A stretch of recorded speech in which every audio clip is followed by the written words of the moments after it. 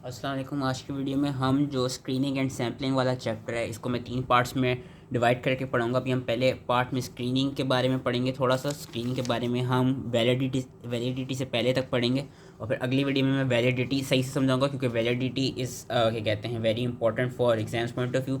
And then हम part 3 में sampling के बारे में पढ़ेंगे। तो सबसे पहले हम स्क्रीनिंग का पढ़ते हैं। व्हाट इज़ स्क्रीनिंग, इसकी डेफिनेशन आनी चाहिए। It is the search for an unrecognized disease or any defect by means of rapidly applied tests, examinations or other procedures in apparently healthy individuals। ये वाली जो लाइन है इसको याद रखना है कि apparently healthy individuals जो होते हैं, apparently healthy looking individuals जो होते हैं, उनमें जो हम टेस्ट परफॉर्म करते हैं to detect for any unrecognized disease या to detect for any defect, that is basically known as screening, कि वो एक अपेरेंटली हेल्दी इंडिविजुअल में की जाती है। अब वो इंडिविजुअल वाकई में हेल्दी है या हेल्दी नहीं है वो स्क्रीनिंग के थ्रू में पता चलता है, लेकिन जो स्क्रीनिंग की डेफिनेशन है वो ये वाली डेफिनेशन हमने जो बुकिश डेफिनेशन है एक तरफ से ये याद कर लेंगे। और इसके एम्स एंड ऑब्जेक्टिव्स क्या होते हैं कि बेसिकली अगर हम लार्ज ग्रुप्स ऑफ पीपल में स्क्रीनिंग करेंगे तो उससे जो हेल्दी इंडिविजुअल्स होंगे वो डिफरेंशिएट हो जाएंगे बाय दोज वो बेसिकली क्या कहते हैं डिफरेंशिएट हो जाएंगे by those individuals who are likely to have disease, those individuals who are at increased risk of disease under studies, and one of the main aim and objective of screening is to also bring apparently normal person under medical supervision and treatment। ये 3 screening के AIIMS and objectives होते हैं। मैं जितना पढ़ाऊंगा उतना ही याद रखना होगा। यूजेस क्या होते हैं स्क्रीनिंग के? 4 यूजेस होते हैं: case detection, control of disease, research purpose और एजुकेशनल अपॉर्चुनिटीज़। जो आखिरी 2 हैं वो तो वेरी इजी टू लर्न के एजुकेशनल अपॉर्चुनिटीज़ प्रोवाइड करती है स्क्रीनिंग, अवेयरनेस प्रोवाइड करती है, और जो हेल्थ प्रोफेशनल्स हैं उनके लिए एज क्या कहते हैं एजुकेशन के लिए काम आती है स्क्रीनिंग के टेस्ट और स्क्रीनिंग की अपॉर्चुनिटीज़। वेरस रिसर्च पर्पस भी ये है कि जो वो डिजीज़ है जिनका अभी तक से जिनका हमें नेचुरल हिस्ट्री ऑफ डिजीज़ नहीं पता, मतलब उनका भी प्रॉपर कोर्स ऑफ डिजीज़ या प्रॉपर पैथोजेनेसिस नहीं पता, फॉर एग्जांपल कैंसर और हाइपरटेंशन, तो उनने भी फर्दर बेसिक नॉलेज गेन करने के लिए हम रिसर्च पर्पस के लिए स्क्रीनिंग कराते हैं। जो केस डिटेक्शन होती है, केस डिटेक्शन वाली screening is known as prescriptive screening and it is basically presumptive identification of unrecognised disease, that is case detection जो एक यूज़ है स्क्रीनिंग का। वेयर एज जो प्रोस्पेक्टिव स्क्रीनिंग है which is known as control of disease, जो कि Covid के वक्त भी देखी जा रही थी, बहुत हो रही थी। प्रोस्पेक्टिव स्क्रीनिंग ये होती है ज़्यादातर इमिग्रेंट्स की कराई जाती है for any infectious disease like tuberculosis or syphilis, and it is done to protect the home population। हम कोविड के वक्त भी देख रहे थे कि हम कोविड के टेस्ट कराते थे और जिनका पॉजिटिव आ जाता था उनको फिर हम उनको नहीं अलाउ करते थे कि वो कहीं ट्रैवल, मतलब बेसिकली डिफरेंट ममालिक नहीं ट्रैवल कर सकते थे। तो वो जो स्क्रीनिंग हो रही थी कोविड के लिए that was prospective screening. Usually immigrants की होती है for any infectious disease and it is done to protect the other home population. अब हम आ जाते हैं डिफरेंट टाइप्स ऑफ डिजीज़ पे, डिजीज़ कह रहा हूँ, टाइप्स ऑफ स्क्रीनिंग पे।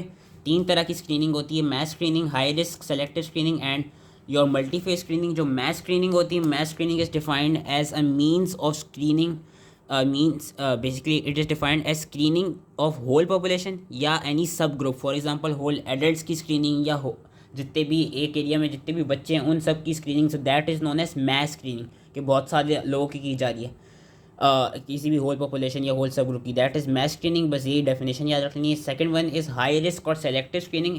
इसका याद रखना है कि जो ये वाली स्क्रीनिंग होती है दैट इज़ मोस्ट प्रोडक्टिव, इसके जो टेस्ट होते हैं वो काफ़ी रिलायबल होते हैं। एंड इसमें नाम से याद रखना है सेलेक्टिव या हाई रिस्क, कि it is done on those individuals who are क्या कहते हैं who have high risk for any disease, के applied selectively to high risk groups. के फॉर एग्जाम्पल उन्होंने यहाँ एग्जाम्पल दी हुई कि जो सर्वाइकल कैंसर है उसके चांसेस जो लो सोशो इकोनॉमिक ग्रुप की फीमेल होती हैं उनमें सर्वाइकल कैंसर के चांसेस काफ़ी ज़्यादा हैं। तो उन इंडिविजुअल्स में जो हम स्क्रीनिंग करेंगे सर्वाइकल कैंसर के लिए that will be known as high risk screening या सेलेक्टिव स्क्रीनिंग। देन हमारे पास आ जाती है मल्टीफेस स्क्रीनिंग। मल्टीफेस स्क्रीनिंग में बेसिकली हम एक तरह का टेस्ट नहीं अप्लाई करते हैं, हम स्क्रीनिंग करते हुए हम बहुत सारे डिफरेंट तरह के 2 और मोर मेथड्स यूज़ करते हैं स्क्रीनिंग के लिए, कि 2 और more screening test in combination to a larger number of people at one time are applied and then they are carried out and then to carry out separate screening test for a single disease. कि इसमें let suppose कोई health questionnaire होगा, साथ में फिर clinical examination होंगी, फिर range of measurements होंगी and range of further investigation होंगी। So that is known as multiphase screening. लेकिन मल्टीफेस स्क्रीनिंग का याद रखना है कि ये इतनी प्रोडक्टिव नहीं होती है, इसके कोई इतने खास बेनिफिट्स नहीं होते एंड इसमें जो कॉस्ट होती है वो भी काफ़ी ज़्यादा लगती है। एक हमारे पास आ जाती है opportunistic screening. It is done on those क्या कहते हैं in which individuals they enter into a screening programme whenever an opportunity arises. के opportunistic opportunity as a name suggests, कि बेसिकली इसमें उन्होंने एग्जांपल दी हुई है कि लेट सपोज कोई ऐसी एक हेल्दी यंग सा individual who is below 30 years old वो आया हो अपने नॉर्मल चेकअप के लिए या normal primary health care visit के लिए आया हो, तो उसमें अगर STD की भी साथ में स्क्रीनिंग करा दी जाए, so that is known as opportunistic screening, के जब उस इंडिविजुअल को अपॉर्चुनिटी मिली डॉक्टर के पास आने की, उसी वक्त हमने उसके लिए एक उसको फर्दर प्रोटेक्ट रखने के लिए एक STD की उसमें स्क्रीनिंग करवा दी। So that was basically opportunistic screening. Then हमारे पास एग्जांपल्स कुछ आ जाती हैं स्क्रीनिंग प्रोग्राम्स की, जिसमें सबसे पहली है कैंसर स्क्रीनिंग। कैंसर स्क्रीनिंग के प्रोग्राम्स फॉर एग्जांपल हम पैप स्मेयर के थ्रू जो सर्वाइकल कैंसर को डिटेक्ट करते हैं, फिर मेमोग्राफी जिसके थ्रू हम ब्रेस्ट कैंसर को डिटेक्ट करते हैं, and colonoscopy and faecal occult blood test, इन टेस्ट के थ्रू हम कोलोरेक्टल कैंसर्स को डिटेक्ट करते हैं। So these are some examples of different screening programmes. Limitations क्या आती हैं स्क्रीनिंग प्रोग्राम में? एक तो नंबर वन कॉस्ट का मतलब होता है, क्योंकि मैंने पीछे क्या बताया था, it is done on apparently healthy individuals, तो कॉस्ट इसकी ज़्यादा लगती है। And there is also a chance of use of medical resources on majority of people who do not need treatment, यानी हम वो मेडिकल रिसोर्सेज बेसिकली अपने उन हेल्दी इंडिविजुअल्स पे एक तरफ से यूज अप कर दें, तो उससे मेडिकल रिसोर्सेज की कमी हो जाएगी, तो ये एक लिमिटेशन होती है। एडवर्स इफेक्ट्स हो सकते हैं कुछ स्क्रीनिंग प्रोसीजर्स के अगेंस्ट स्क्रीनिंग जो स्क्रीनिंग टेस्ट होते हैं उनके दौरान देर से चांस कि कोई फॉल्स पॉजिटिव रिजल्ट आ जाए, और अगर कोई फॉल्स पॉजिटिव रिजल्ट आ जाएगा तो देर से चांस कि जो पेशेंट या जो इंडिविजुअल होगा वो स्ट्रेस और एंजाइटी में आ जाएगा, और जब वो स्ट्रेस और एंजाइटी में आ जाएगा तो देर से चांस कि वो फॉल्स पॉजिटिव आने की वजह से वो फिर फर्दर उस डिजीज़ से रिलेटेड अननेसेसरी इन्वेस्टिगेशन और ट्रीटमेंट कराएगा। और सिंस फॉल्स पॉजिटिव आने की भी चांसेस हो सकते हैं, तो उसके साथ साथ जो फॉल्स नेगेटिव है वो भी आ सकता है। और अगर किसी में फॉल्स नेगेटिव रिजल्ट आ गया during screening programme, so there is a chance कि उस इंडिविजुअल को एक फॉल्स सेंस हो जाएगी सिक्योरिटी की कि हाँ हम मुझ में वो डिजीज़ नहीं है, जबकि उसमें वाकई में होगी, लेकिन फॉल्स नेगेटिव टेस्ट रिजल्ट आने की वजह से ही और she would have false sense of security. So these are some of the limitations of screening programme. आगे उन्होंने क्राइटेरिया बताया हुआ स्क्रीनिंग का। बेसिकली जब भी कोई स्क्रीनिंग प्रोग्राम कराना तो उसको दो क्राइटेरिया पे हम करवाते हैं, कि एक तो हम पहले चेक करते हैं what is the disease to be screen and what are the test to be applied for screening. जो जिस भी डिज़ीज़ के ऊपर हमने स्क्रीनिंग करनी होगी, स्क्रीनिंग टेस्ट करने होंगे, उस डिज़ीज़ को इन फॉलोइंग क्राइटेरिया के ऊपर आना चाहिए। इनमें से अगर आपको एटलीस्ट 5 या 6 याद हो जाए तो it is more than enough. Number one, उस डिज़ीज़ का जो प्रेवलेंस है it should be high. Number two, there should be a recognizable latent or early symptomatic stage of that specific disease. Number three, जो natural history है उस disease की, मतलब कि जो थोड़ी बहुत पैथोजेनेसिस है उस डिज़ीज़ की, that should be adequately understood. Number four, जो टेस्ट हम करेंगे टू डिटेक्ट द डिजीज़, हाँ नंबर फोर, कि there should be some test which can detect the disease prior to the onset of signs and symptoms. Facilities should be available for confirmation of diagnosis. Number 6, there should be an effective treatment for that disease. Number 7, there should be an agreed upon policy concerning whom to treat a patient. Number 8, there should be a good evidence that early detection and treatment of that specific disease will reduce its morbidity and mortality. And number 9, there should be expected benefits of early detection which must exceed the risk and क्या कहते हैं cost. तो ये कुछ इन्होंने बताए हुए criteria, इसमें से अगर 4-5 जो इजी लग रहे हो आपको वो याद कर लीजिएगा। फिर हमारे पास स्क्रीनिंग टेस्ट की भी क्या कहते हैं कुछ क्राइटेरिया, जिस पे क्या कहते हैं उसको आना चाहिए, उसको सेटिस्फाई करना चाहिए कि जो भी स्क्रीनिंग टेस्ट हम करेंगे they should be acceptable among individuals, they should have क्या कहते हैं they must be repeatable, they must be safe, they must have rapidity in their results, there must be ease of administration, और जो उनकी cost है वो भी इतनी ज़्यादा नहीं होनी चाहिए।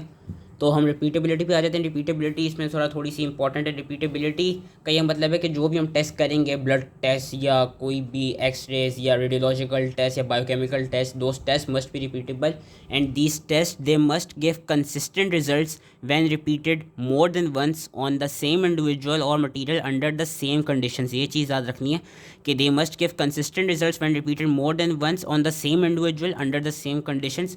एंड देयर आर सम क्या कहते हैं फैक्टर्स जो कि basically repeatability of the test पे डिपेंड करते हैं।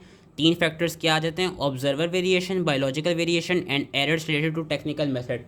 जो ऑब्जर्वर वेरिएशन है उसको उन्होंने 2 में डिवाइड किया हुआ है, intra observer and inter observer variation. Intra observer variation क्या होती है कि if a single observer takes 2 measurements in the same subject at the same time and each time he obtains different results, that is known as intra observer variation. के let suppose मैं किसी भी individual में क्या कहते हैं कोई same time पे सेम एनवायरनमेंट में कोई ब्लड टेस्ट कराता हूँ, या लेट सपोज कोविड का ही टेस्ट करा लेता हूँ, तो एक वक्त मुझे उसका रिजल्ट पॉजिटिव मिल रहा है और दूसरे वक्त मुझे उसका रिजल्ट जो है वो नेगेटिव मिल रहा है, so that is known as intra observer variation. या अगर कोई ब्लड टेस्ट कराया हो या कोई बायोकेमिकल टेस्ट कराया हो मैंने सेम इंडिविजुअल पे, सेम टाइम में, सेम इन्वायरमेंट में, और ईच टाइम मुझे दोनों डिफरेंट रिजल्ट्स मिले, तो वो क्योंकि मुझसे ये कहते हैं गलती हो रही है, या जो भी मैं टेस्ट का प्रोसीजर कर रहा हूँ उसमें गलती हो रही है, मतलब एक ऑब्जर्वर उसमें इन्वॉल्व है, तो जो जो इस तरह की जो वेरिएशन होती है that is known as intra observer variation, कि a single observer is involve and he और she takes two measurements in the same subject at the same time and each time he और she obtains different results. Whereas inter observer variation जो होती है it occurs between multiple observers, के variation among different observers taking measurements on the same subject और the same material. Same subject याद रखने की, material को याद ना रखने की ज़रूरत है, मटीरियल को याद रखने की ज़रूरत नहीं है। तो variation among different observers taking measurements on the same subjects, इसमें उन्होंने एग्जांपल्स दी हुई है, interpretation of x rays, ECGs, BP reading, cytopathological specimens. इनकी एग्जांपल्स दी हुई है कि लेट्स सपोज कि मैंने अगर किसी इंडिविजुअल में बीपी लिया और मेरे पास आई रिजल्ट 120/80, और फिर मेरे किसी दोस्त ने बीपी लिया, उसका उस सेम इंडिविजुअल में उसका क्या कहते हैं जो रिज़ल्ट निकला वो, या उसकी जो रीडिंग्स आई वो आई 115/75, एंड लेट सपोज को मेरे तीसरे दोस्त ने फिर लिया उसी सेम इंडिविजुअल में एंड उसका जो बीपी आया उसने निकाला 125/85। तो मतलब ये क्या, ये इंटर ऑब्जर्वर वेरिएशन है कि हर ऑब्जर्वर के मतलब जो भी ऑब्जर्व कर रहा है सेम इंडिविजुअल को, उनके खिलाफ डिफरेंट वो आ रही हैं, डिफरेंट वेरिएशंस आ रही हैं, कि मल्टीपल ऑब्जर्वर्स हैं लेकिन जो इंडिविजुअल है वो सेम है।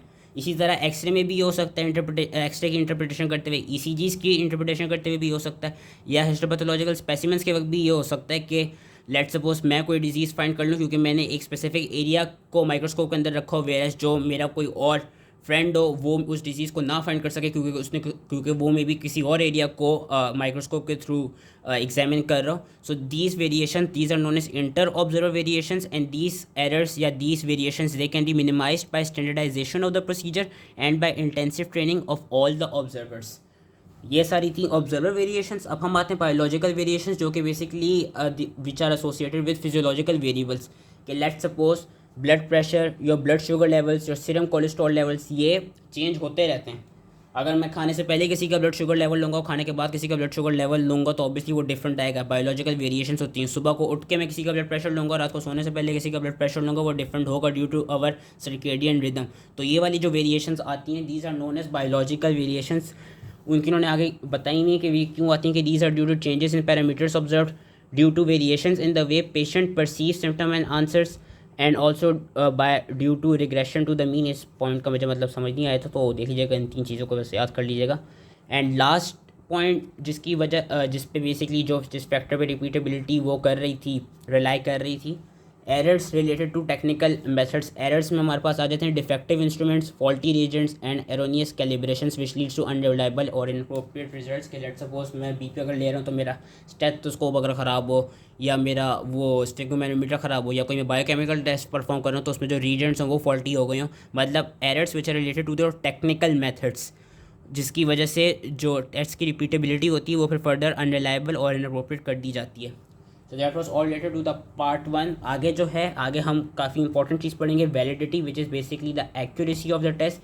और जो ये वाली चीज़ है ये एग्जाम में पूछी जाती है, मैं इस वीडियो में नहीं कराऊंगा क्योंकि एक तरफ से नॉलेज का ओवरडोज हो जाएगा, तो वो हम नेक्स्ट वीडियो में पढ़ेंगे। तो आई होप ये ईजिली समझ में आ गया एंड थैंक यू।